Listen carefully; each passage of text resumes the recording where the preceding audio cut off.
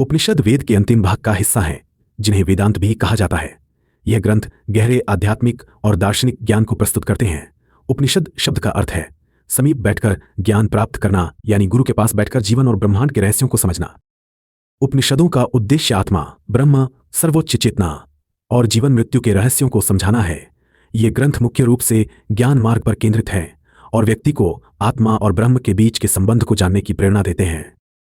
यह सोचिए कि जैसे एक बच्चा अपने माता पिता से सवाल करता है, मैं कौन हूं या मृत्यु के बाद क्या होता है। उपनिषद इन्हीं सवालों के जवाब देने की कोशिश करते हैं। ये हमें सिखाते हैं कि आत्मा यानी हमारी असली पहचान इस भौतिक दुनिया से अलग है। एक उदाहरण लीजिए, अहम ब्रह्मास्मि का मतलब है मैं ब्रह्म हूं। जैसे समुद्र की हर बूंद समुद्र का ही हिस्सा है, वैसे ही हम सब उसी सर्वोच्च चेतना का हिस्सा हैं। उपनिषद हमें आत्मा और ब्रह्म के इस संबंध को समझने का रास्ता दिखाते हैं। यह सिर्फ धार्मिक किताबें नहीं हैं, बल्कि गहरी दार्शनिक सोच है जो हमें जीवन के असली अर्थ पहुंचाने की कोशिश करती है। सोचिए, अगर वेद पहले से लिखे हुए थे तो उपनिषद की जरूरत क्यों पड़ी?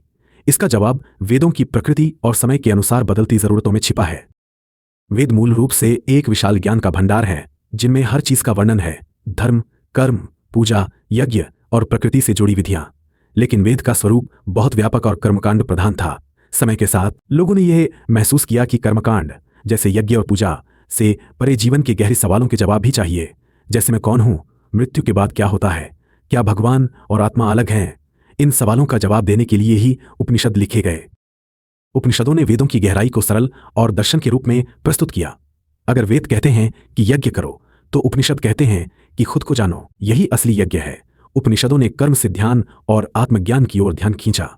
यह कहना गलत नहीं होगा कि उपनिषद वेदों का सार है, जो सीधे आत्मा और ब्रह्म के संवाद पर केंद्रित है।